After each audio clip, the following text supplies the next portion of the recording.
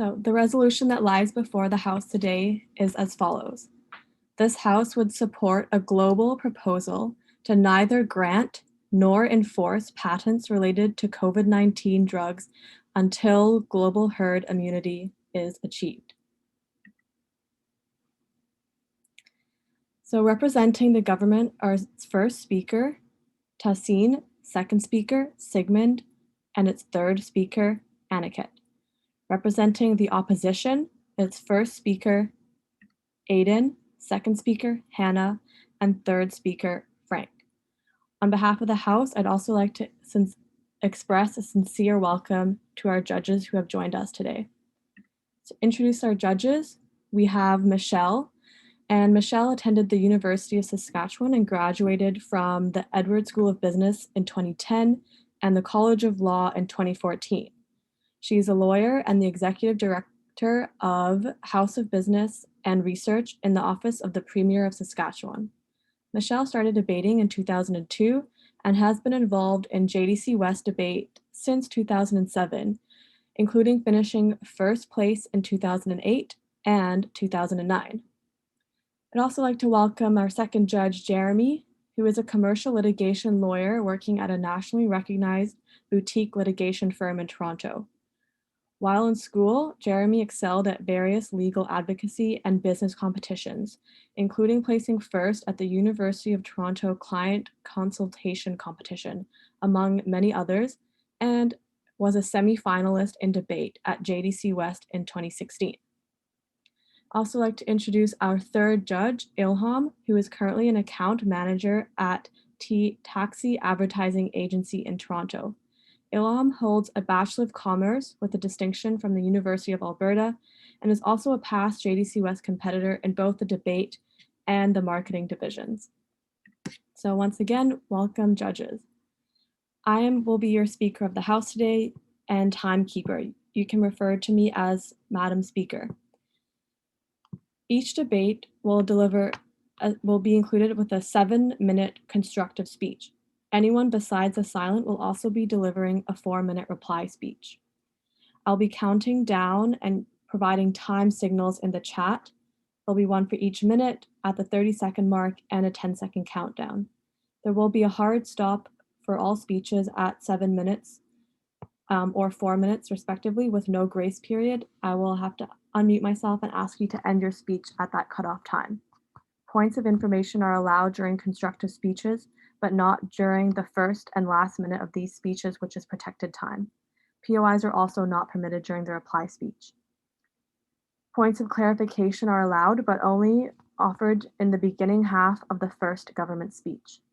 Points will be deducted for any debater who interrupts successively. Any speakers disconnected from the debate will be readmitted to the room during the transition between speeches. Anyone who is disconnected for more than 2 minutes becomes a silent for the remainder of the round to ensure the integrity of the competition. If you are disconnected during your own speech, we will wait for 2 minutes. After this time, your teammate may finish speaking on your behalf or simply decide to end the speech. All observers in the room, please avoid using any of the reaction functions and remain muted throughout. So if there are no questions raised, we are now ready to start the round. All right, it looks like we are ready to begin.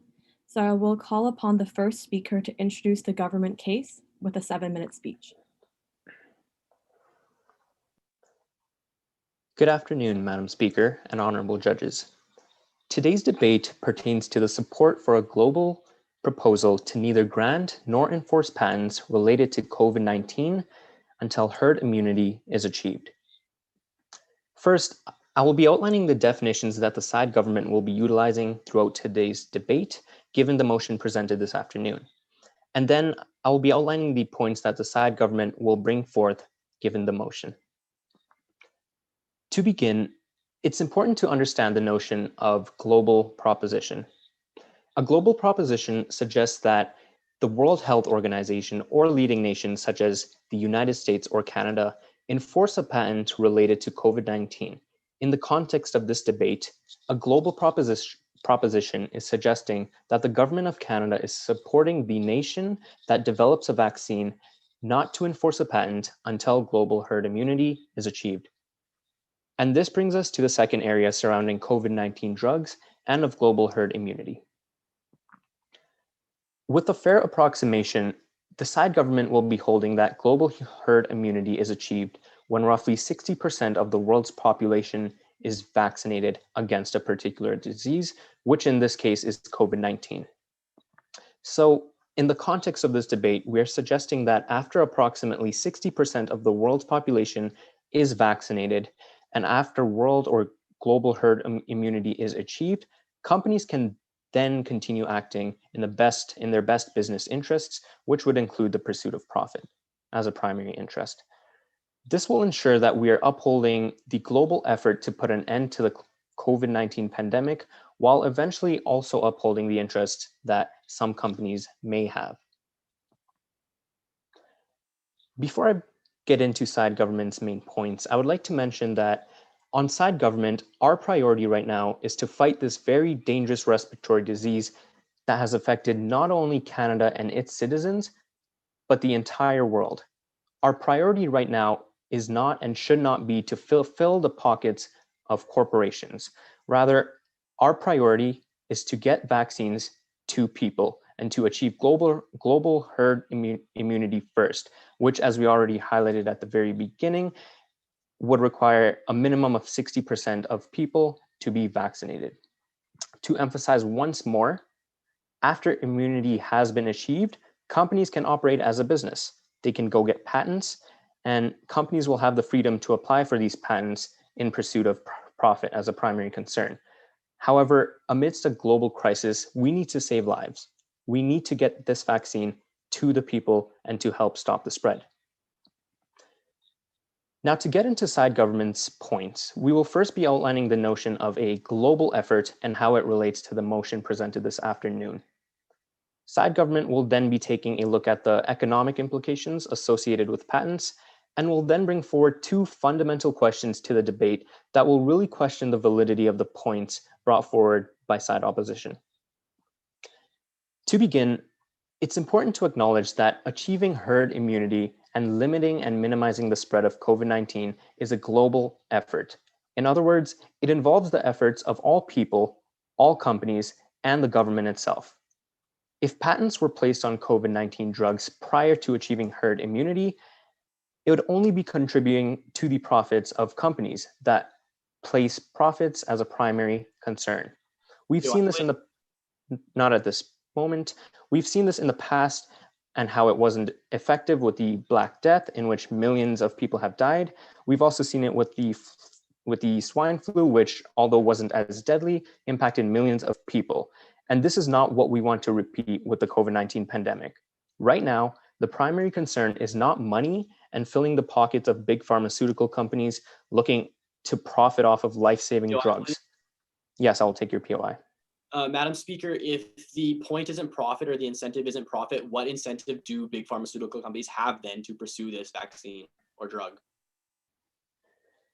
Thank you for your question. I will be elaborating on what we're seeing right now with big pharmaceutical companies who are actually not prioritizing profit.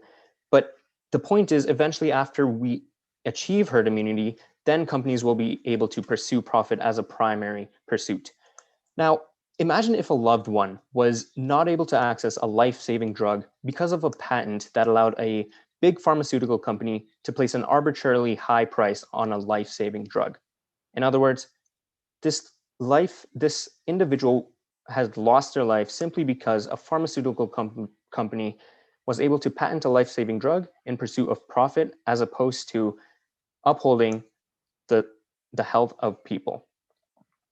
Now, if Pfizer wanted to make money, we are seeing now that they wouldn't be producing a COVID-19 vaccine, and that is because there is no guarantee that they could actually get a patent to begin with.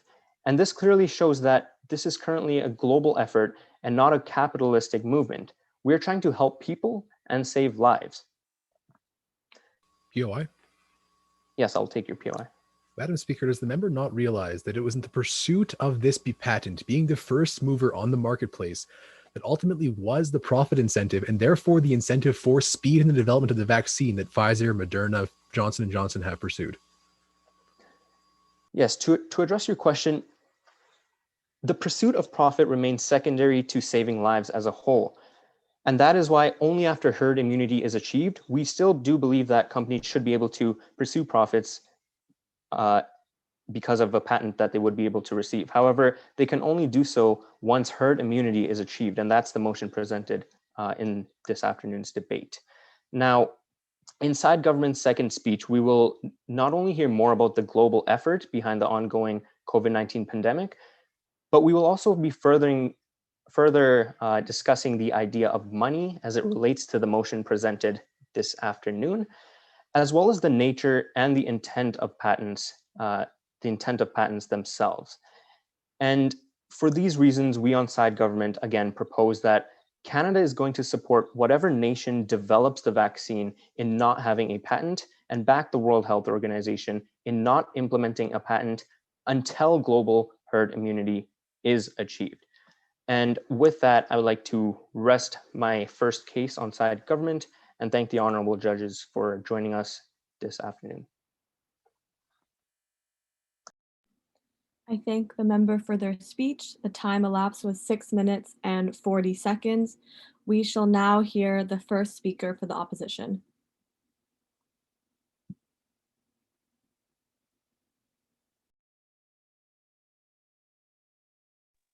Thank you, Madam Speaker. It's my absolute honor and pleasure to be here today in front of you guys, in front of the House, to oppose this resolution that we frankly believe is ignorant to what we've seen this year so far.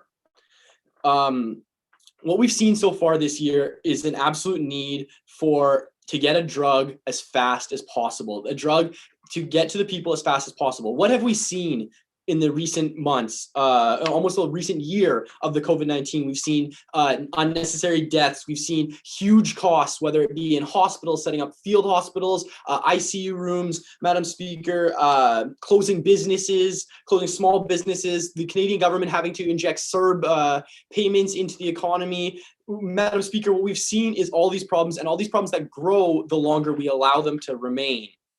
Now, what we're going to do today first is we're going to outline a burden for Side Government to prove.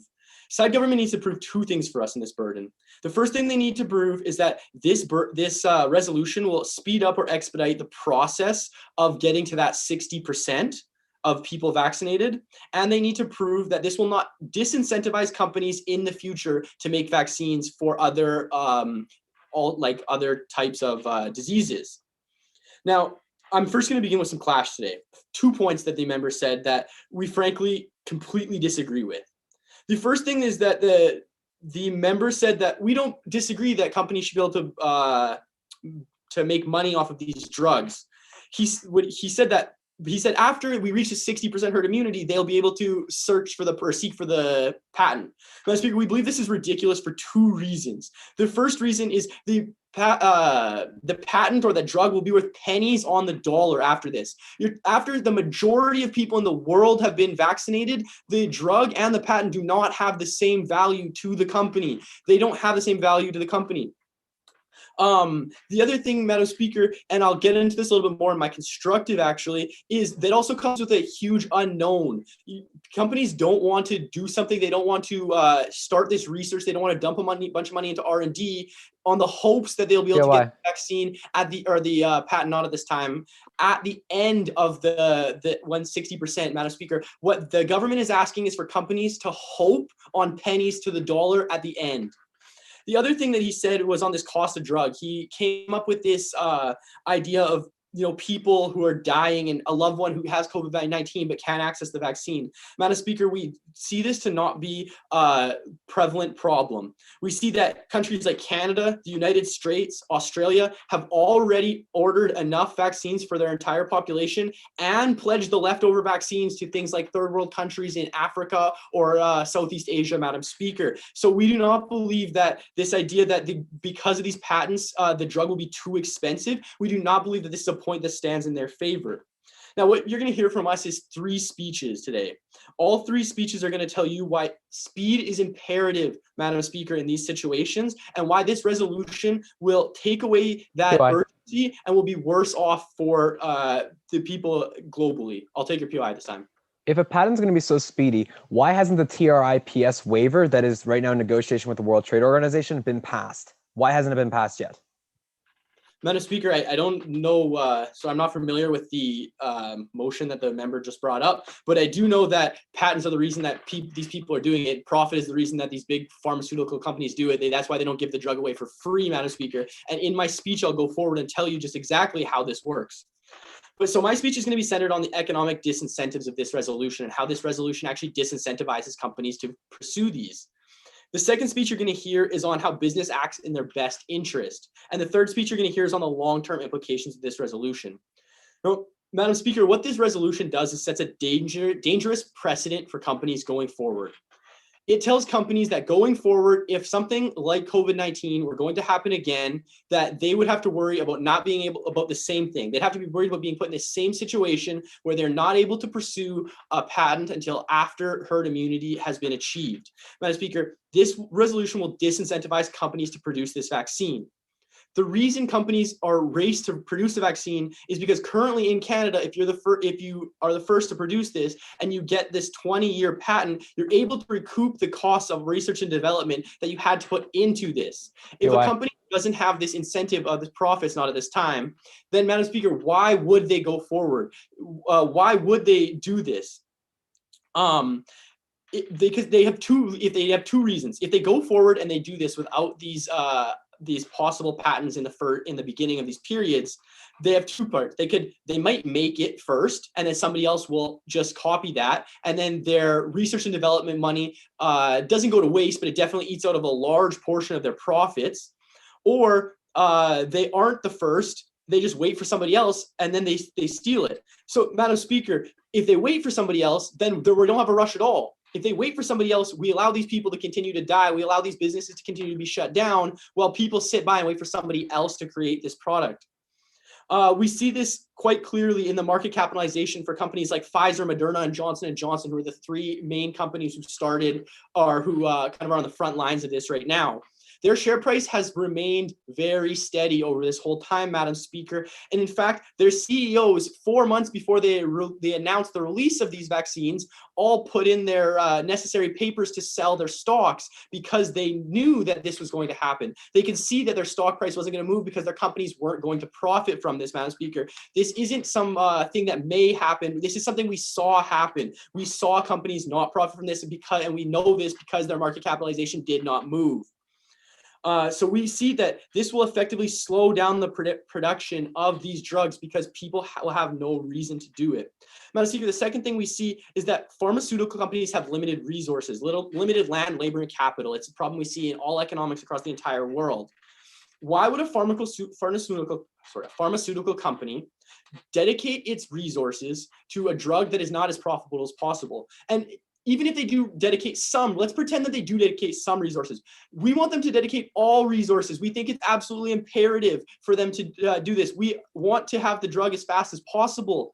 And Madam Speaker, they will not put all of the resources there when they can have the resources in things that are going to make them more profit. That's what the company does. The company is going to put its resources into things that are the most profitable for them. And so, Madam Speaker, it is for that reason and all the reasons before that we are proud to oppose, and that we believe this resolution needs to fall because it will slow down the vaccine. Thank you. I ask the member to end their speech at the 7-minute mark. I now call upon the second speaker of the government.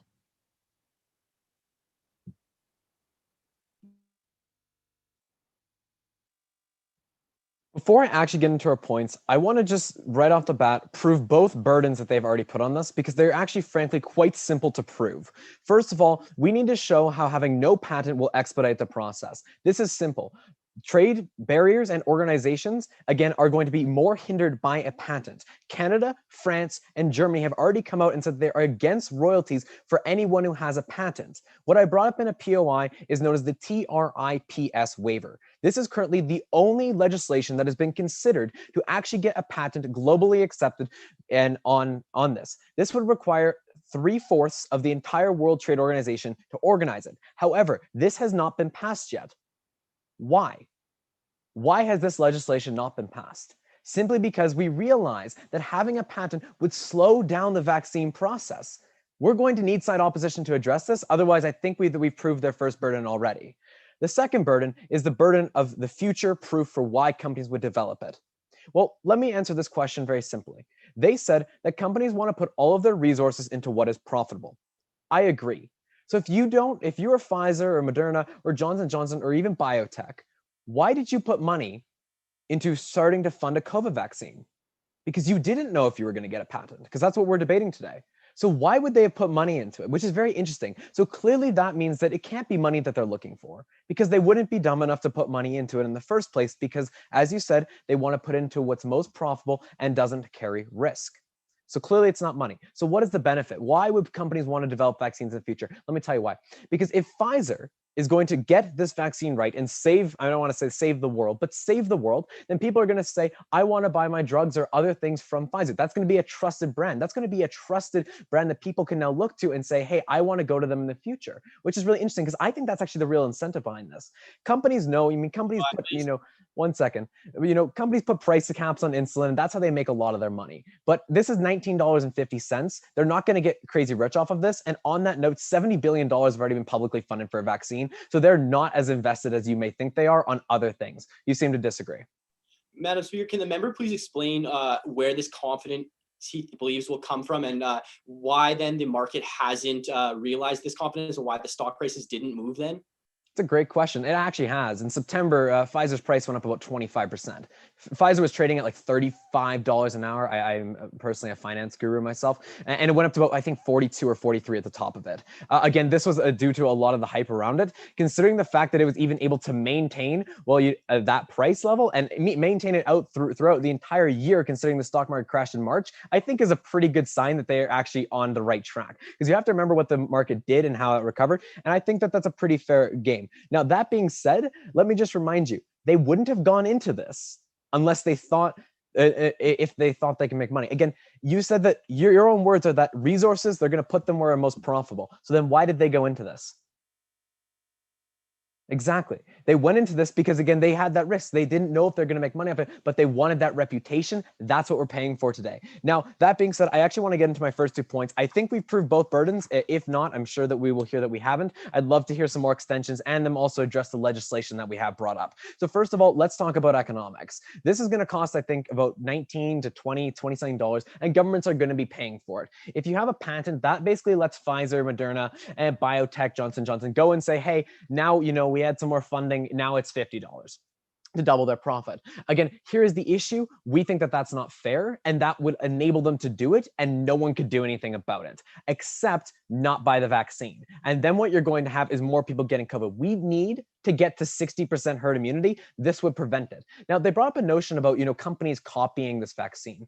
Now, I know companies do that, but they do it for profit. But you're not going to have a lot of companies copying, for example, Moderna, they right now, biotech and Moderna were working on an mRNA vaccine. It's actually called the BNT162b2 vaccine. And what that mRNA vaccine actually does is, again, it basically, no one's going to be able to copy this because all of these small companies don't have the infrastructure to do it. And if they did, you think that they have the supply chain management to get this out in the world faster than some of the biggest drug companies?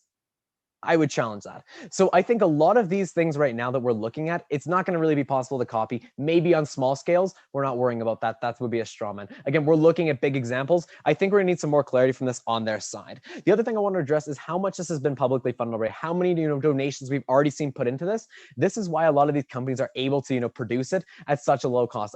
And I think this is just a huge reason behind it overall. And to further what our Prime Minister said, we're trying to fix COVID-19. There's like 90-something million people right now in the world that have got COVID or had COVID.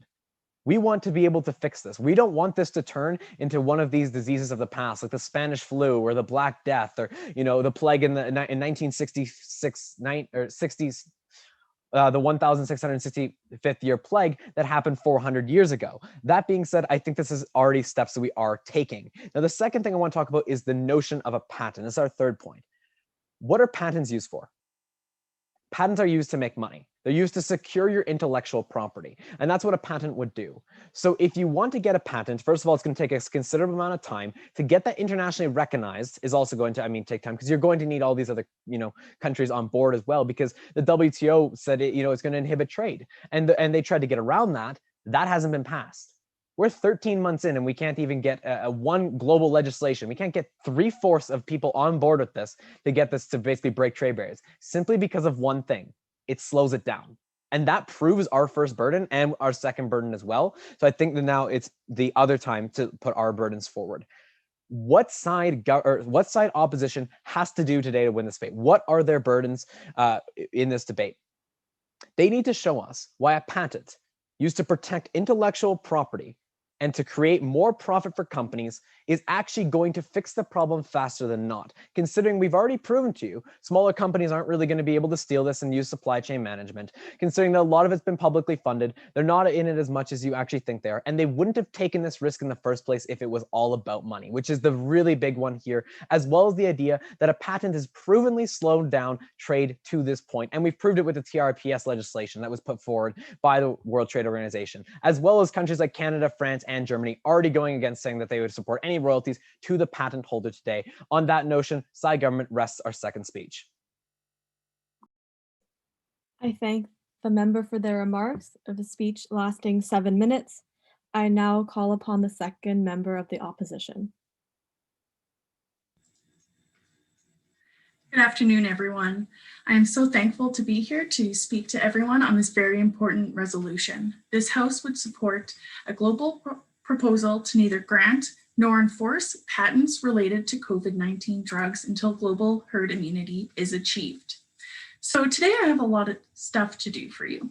First, I'm going to jump into some clash, and then I'm going to elaborate on 2 of my constructive arguments. So unfortunately today, it seems like there is a little bit of misunderstanding. Side government seems to think that a patent would reduce the speed of distribution. But fundamentally, a patent would incentivize businesses to go forward. It incentivizes them to coordinate with their established business partners in the industry. So I would really like side government to honestly say that government is faster at this and more efficient at this, more efficient at operations management and distributions than a private company whose sole purpose is to do this, who has partners whose sole purpose is to do this. So I fundamentally disagree. POI. Side government, I'll take some POIs after my clash, thank you. So side government keeps citing the WTO discussions. I would like to really point out the fact that Canada is, the proposition today is Canada supporting a global proposition. So fundamentally, every world negotiation happens very slowly.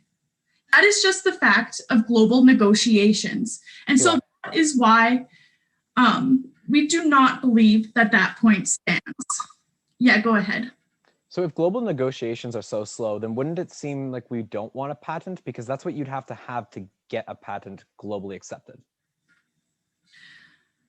Side government is not understanding that we do not believe that point stands. And so just to get right into my constructive points, businesses should be free to go about their business without the unnecessary restrictive interference.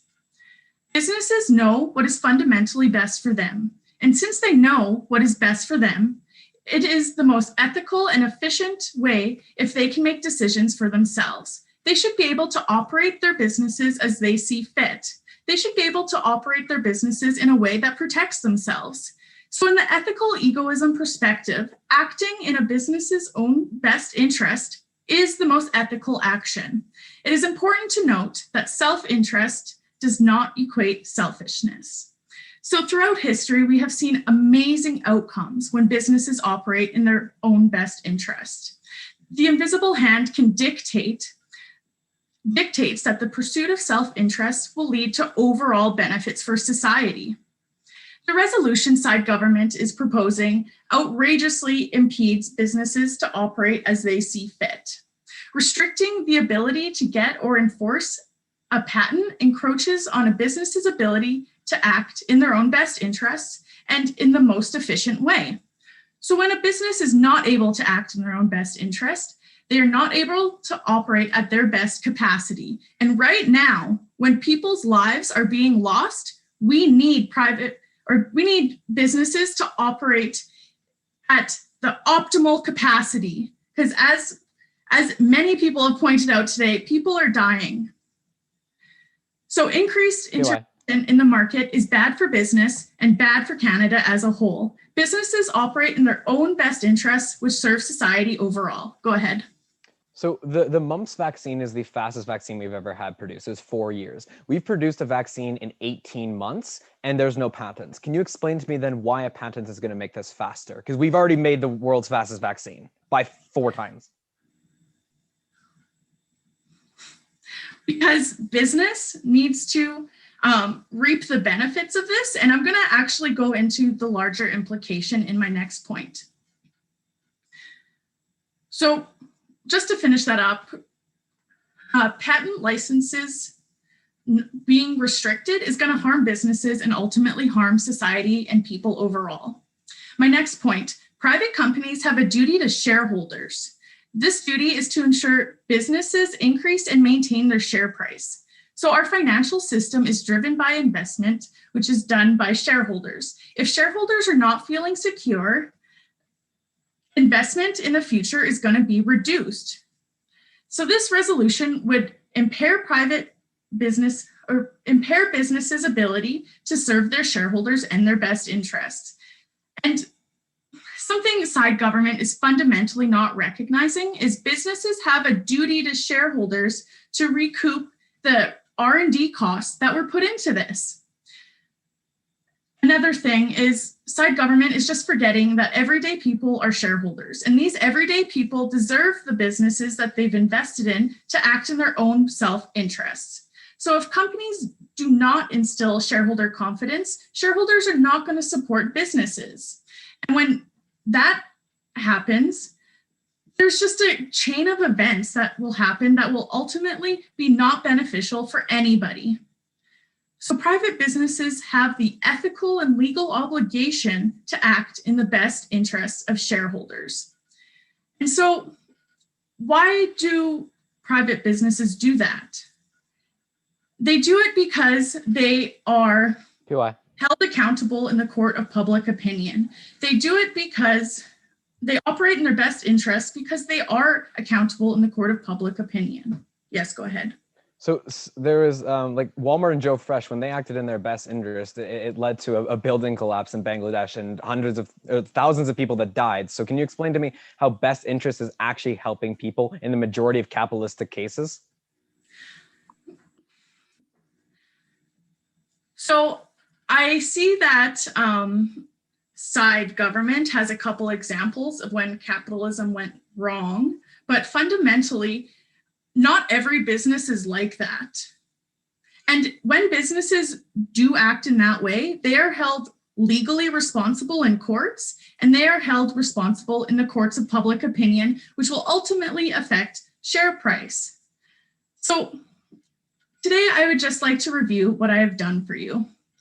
I have gone through and contested some points about that side government has made about thinking that distribution is not the most speedy when it's done by private businesses. I've outlined that trade discussions with international groups take a very long time, and that's just the fact of it. I've also outlined why businesses should be free to go about their businesses without unnecessary restrictive interference, because they ultimately know what is best for their business. And ultimately, when people and businesses act in their own self-interest, they promote overall success in society. And finally, I have outlined the duty to shareholders, the duty to ensure businesses increasing and maintaining share price. And that is why this must... Thank the member for their remarks in that 7-minute speech. And now call upon the third speaker for the government. Thank you, Madam Speaker, and thank you, honorable judges, for being present here today. There is a lot to uncover from the farrago of comments being made by side opposition today because of the sheer inconsistencies in their arguments and the lack of truth in the arguments that they have presented today. Before I get into my clashes and uncover some of the burdens that they have posed to us and completely tarnish those, I'd like to pose two important questions to side opposition that they should ponder on to really realize whether the proposition that they stand so steadfast with, whether that is even a valid proposition. The first question I pose to side opposition is that how is enforcing a patent going to benefit our fight against COVID-19? There was no mention of that whatsoever in the previous two speeches that we have heard. Let us first come to terms with the facts of what the situation is. We are currently not living in an ordinary situation. Thousands of people are stuck at their homes, losing livelihoods, and while all of that is happening, they are also losing loved ones. What I paint here is not a grim picture, it is a reality. So let's get that clear first. Secondly, side opposition posed a burden to us saying that patents is somehow going to speed up the process. Then the second speaker comes across and says that supply chain will speed up the process. So if side opposition is coming up with two different factors that hold no relevance whatsoever to each other, it completely breaks their point. Sorry, let me just complete my point. And to further add to the speedy delivery point, I would like to give an example what AstraZeneca did recently to help reduce the complications of COVID in the second most infected country in the world, India. AstraZeneca actually shared their formula to the local Serum Institute of India to be able to duplicate their vaccine and be able to mass produce that vaccine to serve one of the second highest infected nations in the world. I'll take the POI now.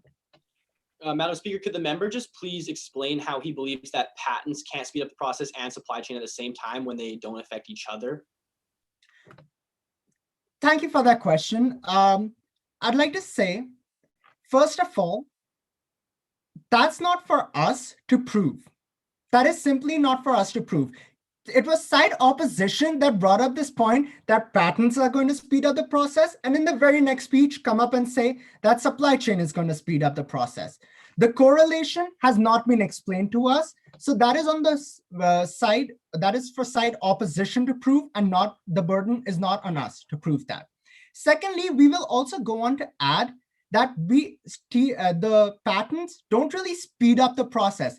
As mentioned by the previous speaker of side government, the entire concept of TRIPS and the delays associated with that are one of the main reasons why global approval of patents cause a delay in the distribution of those vaccines. So the entire prospect that patents somehow speed up the process and incentivize companies is simply not true. And I'd like to get to that also because side proposition was so like bringing up the prospect that market capitalization has been steady and has not been affected because people know that the vaccine is not going to generate big profits for them. Let me remind you that Pfizer, I know side government, the previous speaker mentioned that the price of Pfizer had actually gone up. And one of the main reasons why it came back down was not because of the COVID vaccine, it was a delay in another drug. It had nothing to do with COVID whatsoever. And the fact that I want to remind the side opposition, Pfizer is just not a COVID vaccine company. It has multiple drugs in the pipeline, and there are various factors that involve a stock price, not just COVID vaccines. And the stock of Moderna, ever since they made their announcement of them working on a COVID vaccine, their prices have actually gone up and have remained up, not gone down. So the second question that I pose to side opposition that they should really consider, should money be the main driving force as millions of people are dying? Companies are providing the drugs at a cheap price. That is one thing that we need to get straight. And also the fact governments has already set price caps on the side opposition was talking about millions of orders have already been placed. Those are all done at price caps because they have to understand that millions of people need to be vaccinated. Herd immunity has to be achieved to avoid such complications from arising, like mentioned, the Black Death, the pandemic of 1918. To avoid those situations, government need to be able to reach out to masses of people and be able to reach that herd immunity. And keeping a patent as a priority does not simply solve that.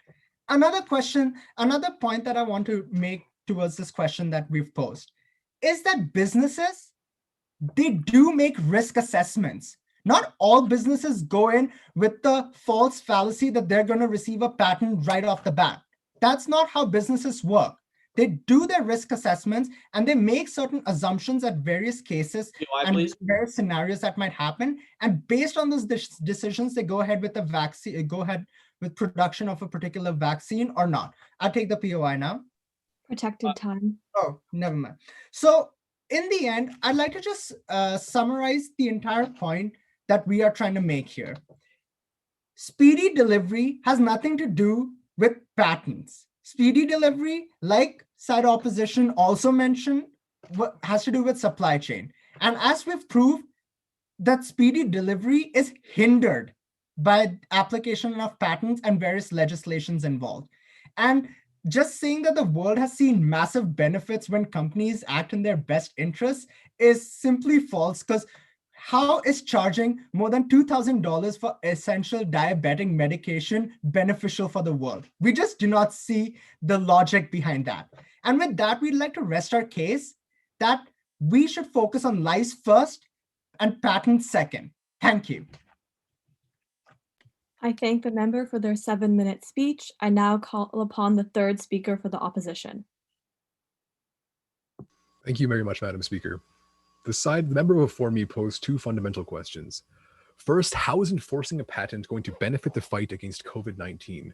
Something which our first speaker very thoroughly and clearly explained, that being that a patent in the race toward achieving the first patent is an incredible incentive for these organizations, because it is in that incentive that they're guaranteed to recoup their costs of production, they're recoup their costs of manufacturing, and ultimately to ensure that they're not going to tank themselves in the pursuit of this vaccination, or in the case of any drug.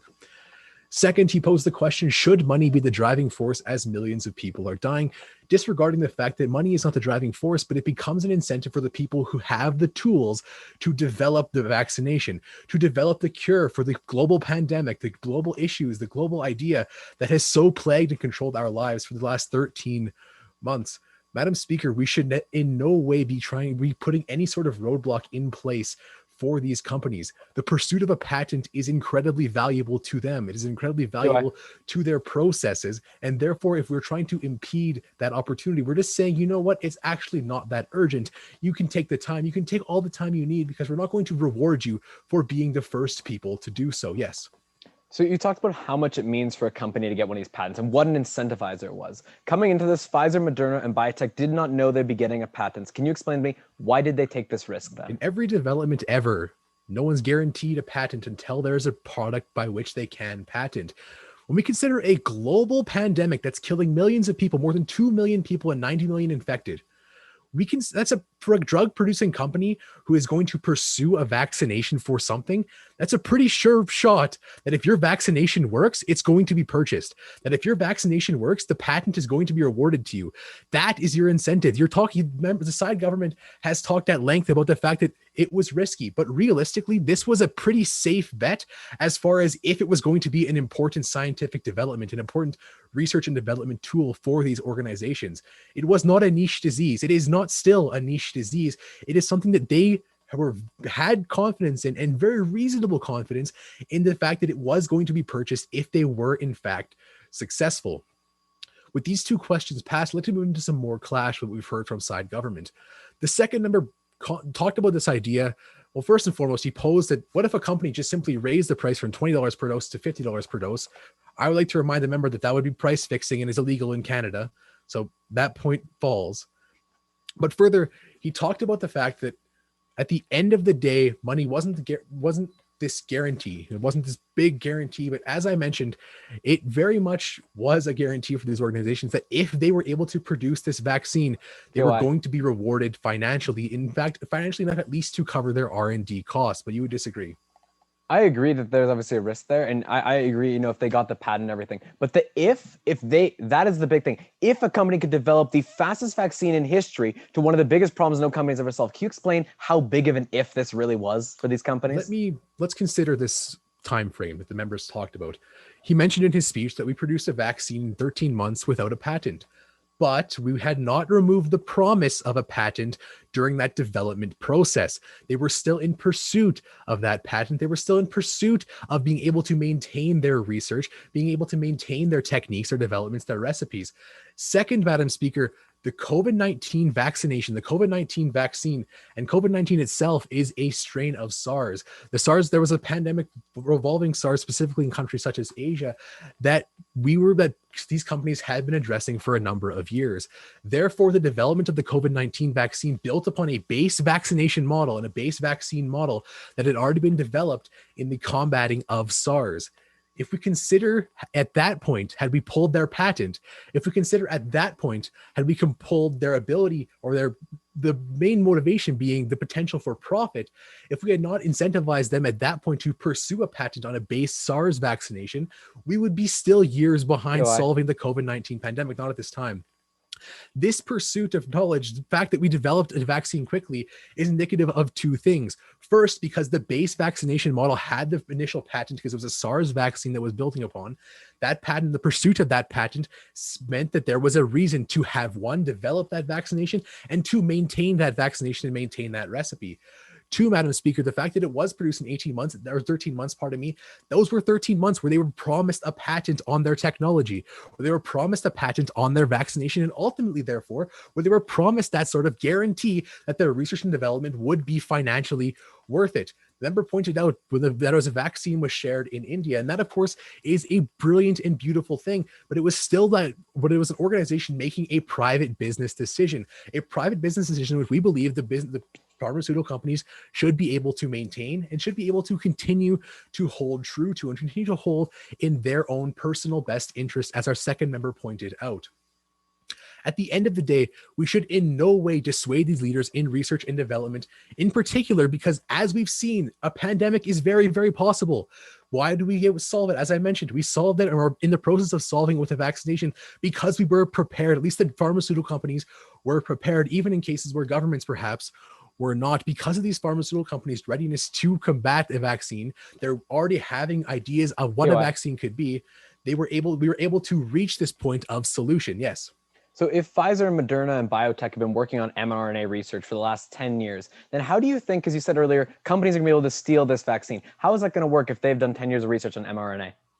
At the end of the day, if there is no patent, there's the potential for that recipe to simply be made public or to simply be iterated upon or whatever it might be. And if that is the case, that is where the companies and these companies who are seeking patents are at risk of losing said patent or losing the protection of their overall intellectual property. But as I was saying, at the end of the day, if we set a precedent now where we're going to incite to these drug companies that, you know what, your patent isn't important in these public health crises, we're going to effectively tell companies that, you know what, it's probably not worth pursuing this drug next time or pursuing the development of a vaccination next time, because we can't guarantee that it's not going to absolutely bankrupt your company. We're not going to guarantee that it's not going to destroy your organization. Your shareholders aren't going to have their funding and see their funding evaporate.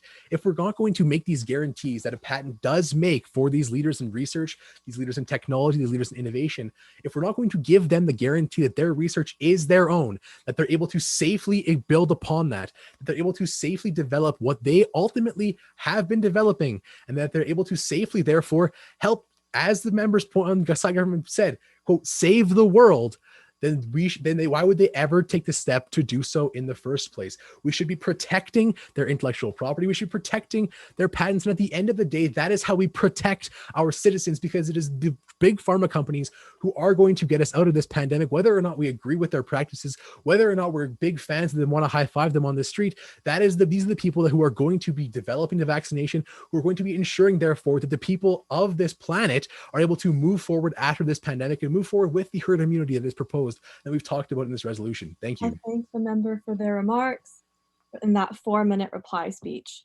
At this time, there'll be a 2-minute, their 7-minute speech. At this time, there'll be a 2-minute break for members to assemble their 4-minute reply speeches.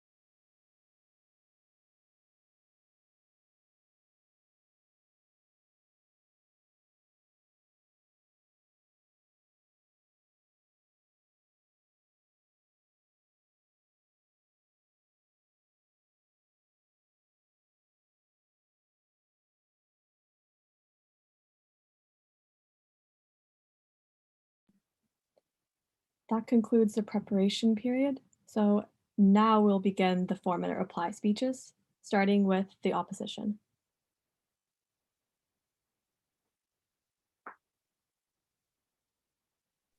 Thank you, Madam Speaker. It's my absolute pleasure to be able to come up here and close this round for side opposition today. Now, we've heard a lot from both sides, and so it's my hope to maybe clear some things up a little bit.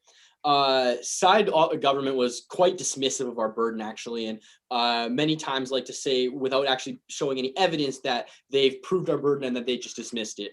However, we believe that they have not proved the burden. Especially, we believe they have not proved the point that this resolution will not disincentivize companies in the future going forward for making vaccines.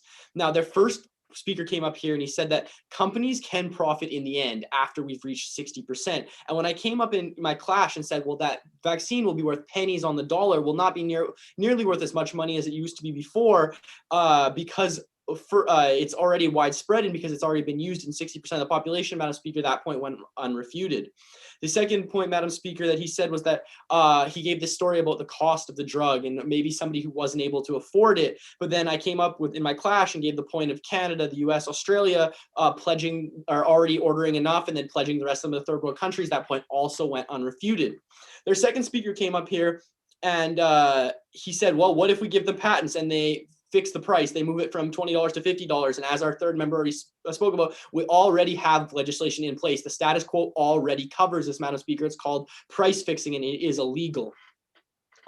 He said, then went and said, why did they do this? Why did the government or companies do this if there was no guarantee that they would get the patent, Madam Speaker. But what he did, and what our third member pointed out, was that he was basing this completely off of the old system, off of something that we had only experienced pre-COVID, Madam Speaker. And like side opposite or government, acknowledged, is that we no longer live in a pre-COVID time. We live in a post-COVID time. And like our previous member pointed out, this will disincentivize companies going forward, because now they are going to be worried because of this precedent that has been set that they will no longer be able to get patents going forward in the future. And finally, he brought up this idea that we were already able to create the fastest vaccine ever. And as our member pointed out, we were only able to do this because it was just a strain of another disease and wasn't a whole new vaccine on its own. Now, Madam Speaker, what we did for you is we proved that this would disincentivize companies in the future from making vaccines. In the first speech, you heard me come up here and say that companies won't be able to make as much money in the future, so they're going to be less likely to want to pursue this.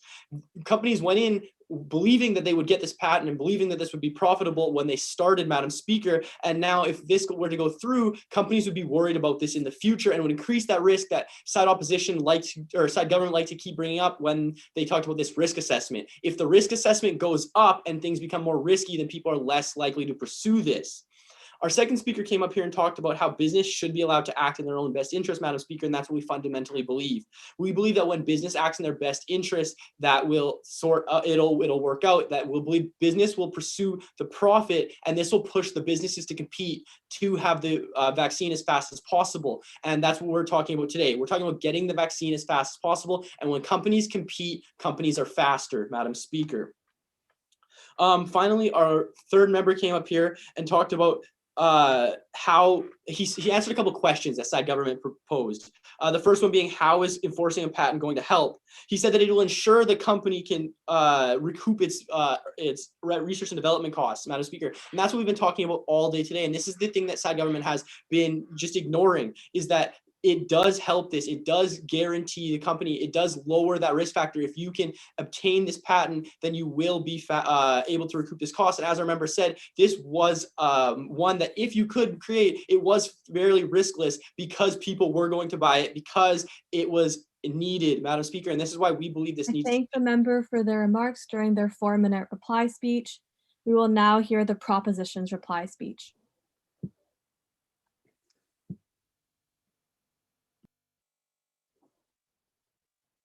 So apparently side government has proved that making a patent enables this to happen faster and more efficiently and enables this for the future. I'm not so convinced. Let me remind you, there were lots of companies that tried to make a vaccine. The only names you know are Pfizer and Moderna and not even biotech, because those are the ones that succeeded. There's a massive if in your entire argument. And the entire argument on their side is if they could create a COVID vaccine, if they could solve one of the world's greatest pandemics in record time. That was the if. You would get a patent then. You know how many companies tried to do this and how many failed and how many aren't recouping their costs? You know how many could have also maybe aided in this or developed some other form of a vaccine to actually help with this? I think a patent would have taken this all away. And I think on that side, a lot of it falls. Let me remind you how much of this was publicly funded. Do you actually know, does side opposition really know how much Pfizer or any of these companies really invested? Considering their stock price actually went up, even though when they claimed it didn't, I mean, it goes to show they really don't have a clue of how much money these companies have invested. We showed you there's $70 billion public dollars already funded. I don't really see how they're trying to recoup their costs. No company would go into this unless they were basically promised a patent if they only cared about money. They told us that they were promised a patent. Who promised these companies a patent? Nobody did. They went into this because they wanted the credit. If they got a vaccine, they would have the credit from everyone in the world and everyone would be going to them to buy things. That's why over and over again, they went into this. Now let's get into some other things that they told us. Well, first of all, they told us that in the very beginning, only governments are going to be able to do this. We need it fast, we need it quick. So they're going to have to control the rate of flow of everything. That's what we heard, right? Then in the last speech, we heard pharma companies are going to be the ones leading this. The ironic thing is we didn't hear anything about speed since about the second speaker. They basically gave up on that entire argument because we didn't even hear it in the reply speech. We didn't hear it in the third speech. We've heard in the first part of their second speech. So they've basically given us that point considering they haven't refuted anything that we've said and haven't even rebuilt that point. So I really wanted to kind of just hammer home and focus on this last idea of the patent to finish this debate. Once again, we've showed you, and I think the irony in this is very simple. if it took 10 years to do mRNA research vaccines for example, the vaccine that was produced by Moderna, which is the BNT162b2 vaccine, and that's the mRNA one. If it took 10 years to get that vaccine, how do you think companies are going to steal it? Because again, they said, well, if it gets leaked, well, it's not just as simple as like having like the, like a formula sheet, like, it's not just like the Krabby Patty formula where it's just a sheet of numbers. It is literally, you need to replicate mRNA in a vaccine and then be able to distribute it worldwide. It's not that simple. So I don't think that the argument of saying that this holds up across the board is really solidified at all, because it's not. Again, you have to be a major company and you have to be able to reproduce that. That's why a patent is not useful. Now back to the idea of speed. We've showed you that the only proposition to get a patent approved on like a basically global level to the WTO was, again, the TRIPS legislation. That has not gone through yet, because everyone, such as Germany, France, and Canada, have already said, we don't think that this is the best idea because it's going to take too long, cross too many borders, and too many implications. And what happens then is lives are lost for the pursuit of capital gain. We heard a lot about the invisible hand and some, microeconomics principles about capitalism, but we really didn't actually hear why this is going to make it better. We heard competition ensues that this is going to happen better. I don't think so. So what have we proved to you today? Right off the bat, we've proven both the speed and why companies would do this again in the future for, again, everything that we've brought up. And furthermore, we didn't actually hear them ever address our burden on them. We never actually heard them explicitly address why a patent and why prioritizing this profit was better for humanity and better for people in general. That's what we didn't hear. I believe we've actually proved both their burdens. They have not addressed ours, and they lost the point of speed in the entire half of the debate. I rest my case and our case on this. I thank the member for concluding the debate today with that 4-minute reply speech. Unless there's any objections from the judges, debaters may now sign off. Thank you, Judge. Thank you. It was a pleasure. Thank you.